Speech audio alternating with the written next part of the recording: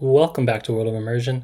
Today we're going to be stopping and talking about Knott's Berry Farm, one of our local parks here in Southern California.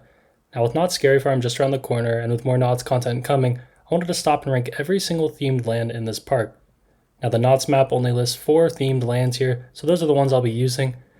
I'm going to be ranking here mostly on the theme of the land and the immersion, although I will consider some things like rides and food and entertainment if they apply. That doesn't mean a big heavy hitting coaster is going to put one land over the other, but if it fits in with the theme of the land and is essentially the heartbeat of that land, it definitely will help in the long run, and you'll see as we go ahead. Now whether you're a new or returning viewer, please consider subscribing as it allows us to keep making videos just like this. With that all out of the way, let's get right into the video.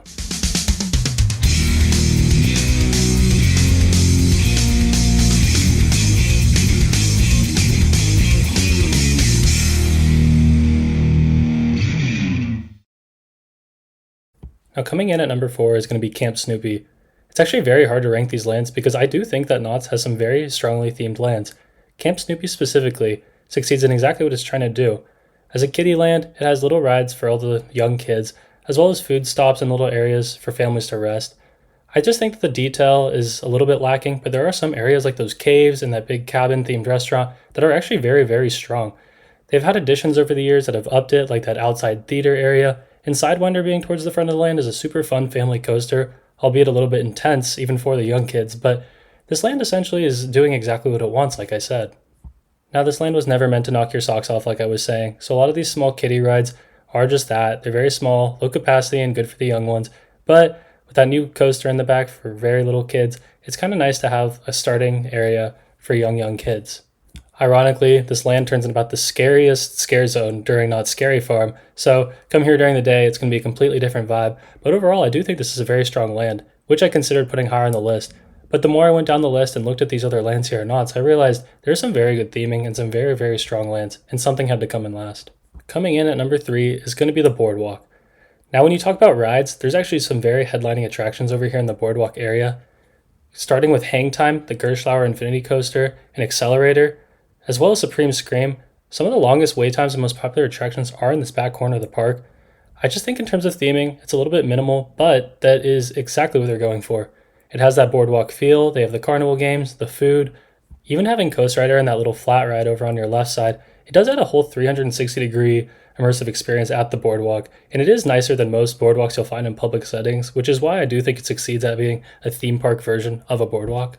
Now what I was surprised to find while making this list is that area by Knott's Berry Tales, as well as the bumper cars and that theater, is actually part of the boardwalk. I think that this addition, and how strong it's been recently with the addition of that pizza restaurant, I think there's a very high upside for the boardwalk and for Knott's theming in general. Like I said during Scary Farm, this land also becomes very strong. I think that the theming there is very solid, but I am rating it based off its theming in a normal sense, not necessarily at the After Hours event.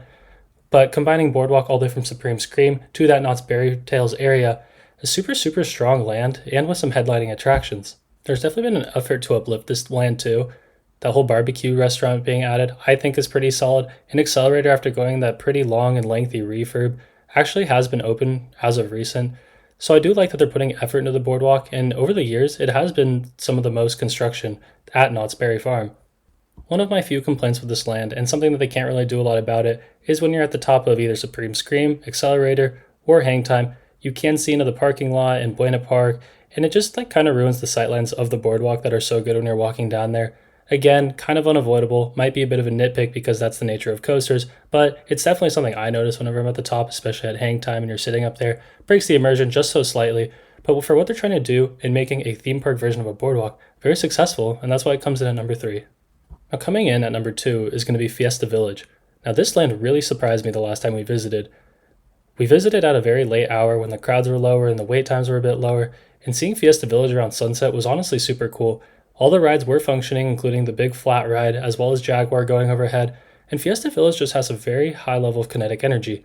I think the Boardwalk and Camp Snoopy both offer this, but Fiesta Village just seems to have this very lifelike vibe to it. Wherever you're standing, there's the smell of food, there's entertainment, that outdoor stage area, and when the rides are all going, it's a very fun place to be.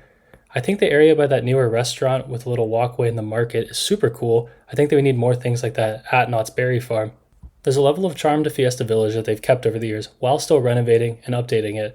I would like to see another headline attraction here, but as I said, attractions aren't going to be the major basis of why we're ranking these lands, and Fiesta Village is very, very well themed. Not even including the attraction itself, the Jaguar facade and show building is super, super cool. That old Aztec building and the theming of the queue ties in super well to Fiesta Village. This whole land is very cohesive when you're talking about Knott's, especially compared to some of its other lands and rides, so I think that's why Fiesta Village gets such a bump for me. Again, it has that whole 360-degree immersive feel, where if you're standing in certain spots, wherever you look, there's something happening and there's something that goes with the theme of the land. Fiesta Village is super strong, and I'm happy that they've had updates over the years that have kept it renovated and new. But coming in at number 1 for the best land at Knott's Berry Farm, and sort of a bit of a landslide, is going to be Ghost Town.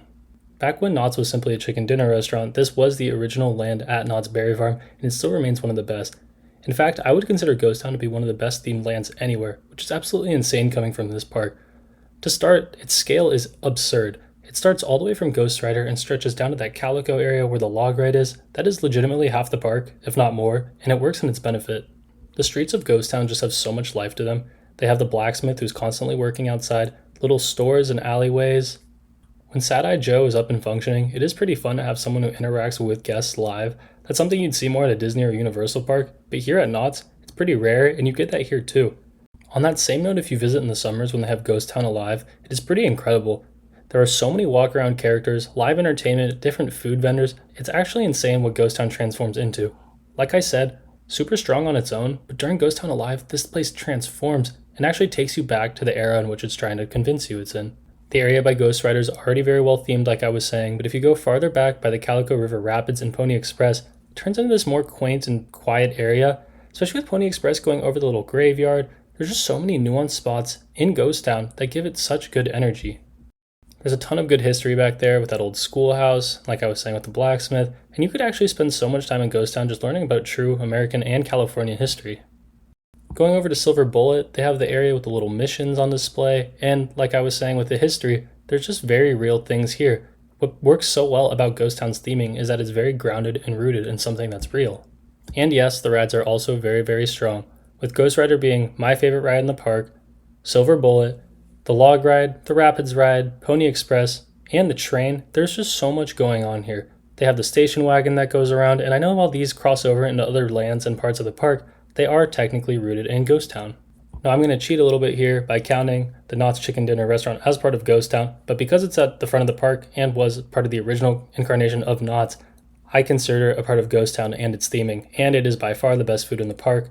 Knott's is kind of up and down with the food, even during Ghost Town Alive, but man, that place consistently delivers and is so, so good. I am trying to stay away from the seasonal events, but with Knott's Scary Farm, it is super cool going in Ghost Town at night when it comes alive with the fog, and there are so many scare actors in there. We'll talk about this later during the actual haunt season, but it goes hand in hand with Ghost Town's theming and just shows how diverse Ghost Town can be. When you have a land that can be cohesively and consistently themed during its haunt and normal park hours, it just goes to show how strong it is and how good a job they did with those buildings and themed areas. I could honestly spend an entire video talking about Ghost Town, as I already feel like I have for a bit, but I think most people would agree Ghost Town does come in at number 1 at Knott's Berry Farm. But with only 4 official lands listed at Knott's Berry Farm, that is going to do it for our ranking. I think Ghost Town is consensus number 1 ranked in Knott's Berry Farm, but those other 3 were pretty hard to rank. I really like the quiet theming of Camp Snoopy, and I thought it would be higher, but going back into the Boardwalk and seeing how well they've done with Fiesta Village over the years, I think I'm pretty solid and satisfied with this ranking. Be curious what you guys have to say down below. I've been coming to this park for years as a local, so my perspective is from someone who's been so many times. I'd be curious to hear what first-timers think, and just how well its theming holds up with some of the bigger name theme parks. All in all, for a Cedar Fair and a coaster park, Knott's Berry Farm does very, very well in theming its lands. So leave a comment down below with those thoughts. Like this video if you like this video, and subscribe if you want to see more content just like this, as we will be having more Knott's content come out with the haunt season upon us.